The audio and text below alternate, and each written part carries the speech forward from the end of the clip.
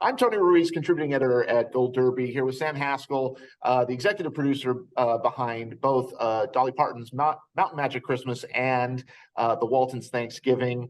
And Sam, just from on a kind of a global scale, these projects to me are so important because they represent a type of viewing that had for a long time seemed to have gone out of fashion. And so, but it seems to be starting to come back now. And I'm just curious if you have any insights as to why you think it's starting to come back and be relevant again.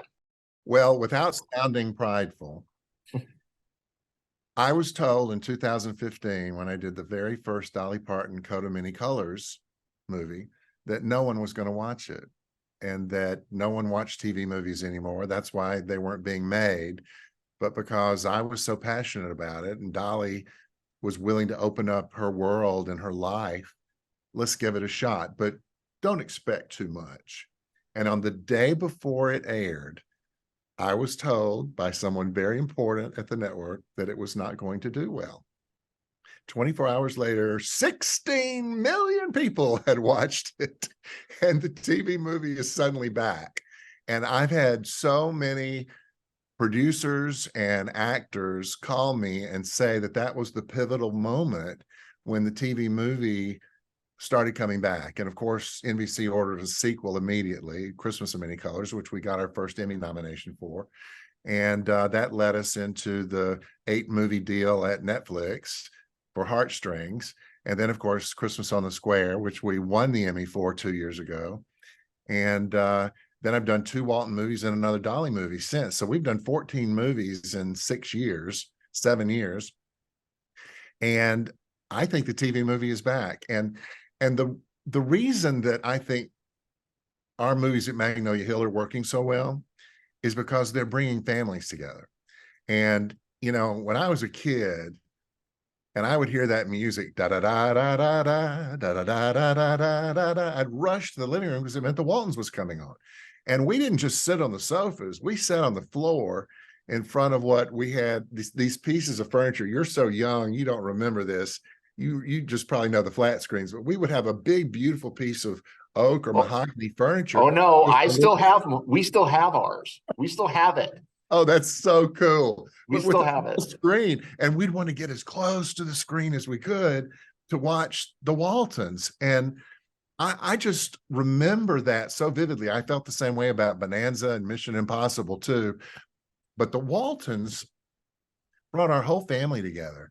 And, you know, seeing this family in the Depression in the 30s was like taking a trip back in time, but still seeing a lot of the similarities between their family and my family. And that really spoke to me. Dolly is a phenomenon. I mean, you know, if I had to tell you how many times people have asked me, what's she really like? You know, my answer is always the same. Just imagine what you want her to be, and then multiply that times 1,000. And that's what she is.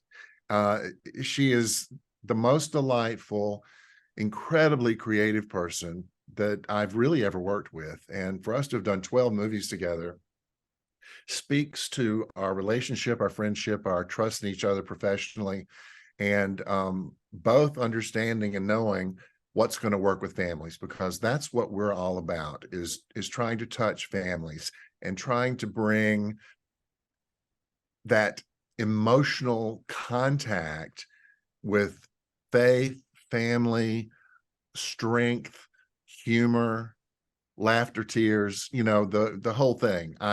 I really can't tell you how blessed I feel I have been to get to work with someone like Dolly and to have her come up with these wonderful ideas that she trusts me to execute. And we do a great job together. And Dolly Parton's Mountain Magic Christmas is a great example of that, because we took a lot of great ideas that she had about making a movie that showed the backstage scenes of how to put together a Christmas special. And the biggest argument we've ever had in all of our movies together was, why won't you play Sam Haskell? And I said, I cannot lose 30 pounds and memorize all these lines and produce this movie. So we're going to have to find an actor. She wanted everyone in it because it was all real. Everything, all the stories were real. It was all, you know, exactly what we go through in every production we have. And she wanted me to play myself. And I just couldn't do it. So we found this incredible actor. I've admired him for years, Tom Everett Scott. And he just did such a great job. And I'll share something funny with you, and maybe this will make people want to go watch it again. Although we did have 20 million viewers, the most watched movie in the last 3 years. But anyway, when I get extremely nervous or upset, you'll see me put my hand to my neck, and I just do this. It's just my nervous tick. Well, Tom found out, and he started doing it, and he did it like 3 times in the movie. He did it more than that, but I only allowed it 3 times. Because when we were in editing, I thought, no, this is too much. People are going to think I've got a sore throat. But he did it. And the people who know me were hilarious about it. They were screaming with laughter. Oh, my God, he's got you. He's got you. But, you know, it's really interesting because when Dolly was working with him, you know, she had told me how reluctant she was about this. But she really grew to love him. And by the end of the movie, she said to him, well, Tom, you're not Sam Haskell, but you're pretty close. And I love you. And so I knew it had worked. And I was so grateful that she did find a way to love him. But I'll tell you another funny story. She wanted my two of my grandsons to be in the movie, the 7 and 9-year-old. And they're, you know, they're like godmother, and she's Aunt Dolly, and she wanted them in the little scene with the kids about the Imagination Library. And so my wife, Mary, brought them to Dollywood and got them in costume, their little, you know, khakis and sweaters, things Dolly wanted them all to wear. And they got to meet Tom. And so I said, boys, this is Mr. Tom. He's playing Poppy in the movie. And my 9-year-old went up and shook his hand like Alex P. Keaton in Family Ties. You know, he's just so formal. Hello, Mr. Tom. I'm Sam. His name is his name for me. I'm Sam. And then my 7-year-old James is looking at Mr. Tom, looking back at me, at Mr. Tom, and he goes, Poppy, I think Mr. Tom must have been what you looked like before I was born. Oh, from the mouths of babes. Oh, from the mouths of babes. But it's just how you touch families that's important to us at Magnolia Hill. And these programs do, and they are resonating with the audiences. And what makes me so proud is that so many people came to the set to watch it. And we've gotten so many letters and texts and emails from people that say they watched it with their families. Hooray! You know? Well, yeah, but I think along those lines, one of the things that is, again, a hallmark of both Dolly and of the Waltons is that they are about families, and they are about faith, and they are about, you know, the struggles that everyday people go to. But they're always like welcoming. They're not exclusionary. And Right. so I think that has always spoken to fans of both of those franchises. To call Dolly a franchise, but Well, she is. And the Dolly factor, you know, weighs heavily into all of this because she is so popular. I think she's probably the biggest star in the world right now. And to allow me to produce her movies is just the greatest compliment and joy of my life. But moving into the Waltons, Richard Thomas is such a great endorsement for us because I decided that I had to figure out a way to connect the old with the new.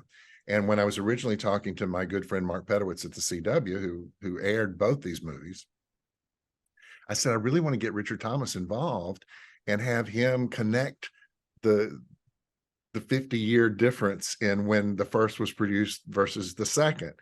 And he can be the voice of John Boy as an older man looking back. And he just went, that's brilliant. That's perfect. And so when I went to Richard and I called his agents and I said, if you'll just put me on the phone with him for 10 minutes, I'll talk him into this. And I did. And he, with tears in his eyes on a Zoom, just like we have right here, he said, thank you for thinking of me doing this. And I said, well, of course. He said, no, when I got cast as John Boy, Earl Hamner did the voice of the older John Boy. And I so wanted to be the narrator too. And I didn't understand why they wouldn't let me just deepen my voice and be the one looking back. And he said, and now I'm getting to do John Boy. And it's like come full circle. So thank you. And for him to be introducing each of the movies, and see, we have a third one ready to go, the Waltons Easter, which is the best one of the trilogy. Oh my gosh, it's so fantastic. And he just loves this. And if we could ever get someone to pick it up to series, I'm going to have him recur as a professor for John Boy at the college that John Boy ends up going to. And just to talk about our cast for just a minute in the Waltons, I never wanted anyone else but Bellamy Young and Logan Schroyer. They were my choices from the minute we started writing the first script. Bellamy is an old friend. My wife Mary and I loved This Is Us, and thought that the kid who played the teenage Kevin was wonderful, and he was, and he is. And so I got those two. We've switched our dad around because of availabilities and so forth. And then the rest of the cast is still the same in both, and I hope will remain the same in the third. But it's a group of people who have grown to love each other. And that's all part of this. It's not just about having families at home love them, but they love each other. And I have to tell you, from the first one to the second one is so different, because they knew each other in the second one, and they all love each other like a family. They're on this group text thing, and everybody gets a happy birthday, and everybody that gets another job somewhere, everybody goes to see it and watch it and do. And Bellamy is like the Olivia mom that you could have always dreamed of. In fact, when Michael Learned saw the first one, she tweeted out, "I can no longer claim to be Olivia Walton. It belongs 100% to Bellamy Young now." I loved her performance. And that kind of endorsement is awesome. I thought that, there was a moment in the Thanksgiving movie where she's basically, because John Boy is kind of scatterbrained in that film, and when she comes in, there was just this way she held herself, and the sternness, but the love as well, that was like the perfect. It was like a perfect melding of what Michael brought to it, but also what Patricia Neal brought to the original. That kind of stern. It's such a masterful scene. What was it about Bellamy that you thought, yeah, this is who has to do it? Well, I've known her and know her personally as one of the sweetest people that I've ever known in my life. She plays all these arch characters, and everything she does, she's just this strong, sometimes evil personality, conniving, but I know her heart. And I just knew that any good actress who comes from her normal being as a kind and sweet person could be Olivia. And I just love the way she looks. I love her heart-shaped face. I love the way she carries herself. And I just knew it. I just knew it in my heart. And she came to me after we got the deal done and she was cast, and she said, "No one sees me in this role, in this kind of role. They see me as Melly Grant, from Scandal."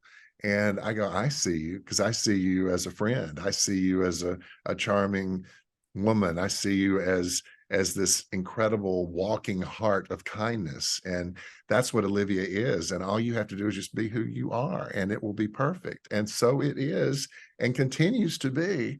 And I'm just thrilled with her. And Jim Strain, who wrote these for us, is just so good. I had him do 3 of our movies for Netflix. And he knows how to write heart and faith and family better than anyone. And Joe Lazarov, who is our director, in fact, he directed both the Walton's Thanksgiving and Dolly's Mountain Magic. And he just knows how to connect with the talent, and he knows how to connect with me. And he knows my heart, and he allows me to have a voice. Sometimes the executive producers can only just show up and say hello and leave, but I'm really part of the process, and I want all my producers to feel like they're part of the process and not excluded from anything. And when we talk about including everyone, I want to include all the people behind the camera too. I want everyone to feel vested in this wonderful kind of program that we're doing. And whether it's the Waltons, or whether we're in Dollywood doing Dolly Parton, or one of the other number of things that we have in development that I hope we're going to be talking to you about next year. I'm just very, very excited to be at the helm of a group of talented people who all have the same goal, who want to produce programming that will bring families together, that will make you laugh and cry, and that might just maybe teach a lesson. Yeah, and I want to just ask about that, because one of the things that the Dolly special, one of the things that is kind of, again, missing is that also has this kind of like variety show element, which in the days, we're talking about the 90th birthday of Carol Burnett, and Right. who did the form better than anything. Is that variety element kind of tug at your heartstrings too? Because it sure does for me. Well, it did for us because Dolly wanted to have those kinds of moments. But because we were developing a movie, we had to figure out how to put those elements into a movie. And so that's why we had to cast everybody, all the people that surround Dolly. Some of them were really the people. I mean, Steve Summers, who was one of our producers, is also her costume designer. And she wanted him to play himself in it. And so we got him to do that. But myself, my partner, Billy Levin, our writer, David Rambo, my producer, Hudson Hickman, all had actors playing them. And that was great. And I think it was ultimately what was right, because, they all kind of captured us, but it was the way it should be. And Dolly ended up loving it. But those variety elements that you talk about were so important to her, so that she could invite Willie Nelson and Jimmy Allen and Billy Ray and Miley Cyrus and Zach Williams and Jimmy Fallon into play. And each of them were given one full day of our schedule. We were a 20-day shoot. I mean, it's a miracle when I think about how we did this in 20 days with all the COVID protocols and all the testing. And of course, I was scared to death that Dolly was going to get sick. And if she got sick, we were all going to go down. I'll tell you another funny story. There was one day in that 20-day shoot, and I had to book that time out in her schedule a year and a half early because she's so busy. I mean, right now she's recording a 28 cut rock and roll album with every living rock and roll star there is, with duets that will be released this fall. And next year, she may as well back the truck up. It's going to win every Grammy possible. I mean, it's amazing what she's doing. But she has always got some kind of project in the works. So I had to book this time out early. And I knew there was one day, August 9th, that she had to do some work for the Imagination Library. So we had to book our whole shooting schedule around that one day that she was going to be gone. And she had to go to Ohio for lunch and meet with the governor of Ohio and his wife, the first lady, and then had to go to West Virginia to meet with the governor of West Virginia and his wife for dinner. And it was all about starting the Dolly Parton's Imagination Library in those two states. And of course, she was very successful in both. But I was concerned that she needed to wear masks and gloves and be careful. I can't wear a mask if I'm going to be taking pictures with the governor of Ohio. I can't do that. And I said, oh, Dolly, we've just got to be so careful, because we've created this little world that's so safe and clean. And who knows who's been vaccinated out in those states. And if you have to bring something back, whatever. She said, I'll be fine. You stop worrying about me. God has me. It's all going to be fine. Well, I was waiting in her dressing room at 6 a.m. the next morning, because we had a full day of work and I needed to hear how it all went. And she said, you thought COVID was the problem. Let me tell you, I left West Virginia last night at 10 o'clock to get back down here to do this. And the turbulence was so bad, the plane turned on its side. The attendants were falling down in the aisles. Drinks were flying all over the place. And I turned to my publicist and said, if I go down in a plane crash, Sam Haskell's going to kill me. That's such quintessential Dolly. I know. And it's so perfect. I mean, she knows how much I worry about her, and she knows that I want to protect her at every possible turn, and that I have to protect the production. And of course, I was worried that every single star flying in from wherever they were flying in from, we had private jets coming in from every angle of America. to get these stars in for their day. And what if they flew in and tested positive, you know? But Oh, so I was on my knees praying every night over that. And God was good to us and he took care of us. We only had a few little incidents where we had to do some quick rearranging of schedules or recasting, but none of the majors. So it worked out. It worked out just fine. But it ended up being such a blessing to people. And that's why I'm so proud of it. And that's why I'm so thrilled that so many people watched it. And I know there are a lot of movies up for consideration, but Dolly's Mountain Magic Christmas was the most watched of all. And I believe that the Waltons put so much heart out there. I mean, we were incredibly high ratings for the CW. I mean, their normal viewership is like 400,000 or 500,000, and we did over 1 million for the movie, and they aired it twice in the same week, and it got great reviews and great numbers for the CW, and I'm very proud of that. And I just feel like if we could figure out a way to get a wider distribution for it, that so many more people would get to see it and be touched by it. But it is the kind of movie that can touch your heart. And it makes me feel so good, Tony, that you were touched by both of these, and that it makes me feel great to know that others there and everywhere else who are making decisions about what's good and what's not look at both of our movies and say, you did good. you did good indeed, Sam Haskell. Thank you so much. Everybody go to goldderby.com, make your predictions for the Emmys, and stay tuned for interviews with more contenders throughout the season. Sam Haskell, a great pleasure. Thank you so much. Thank you, Tony. Thank you so very much.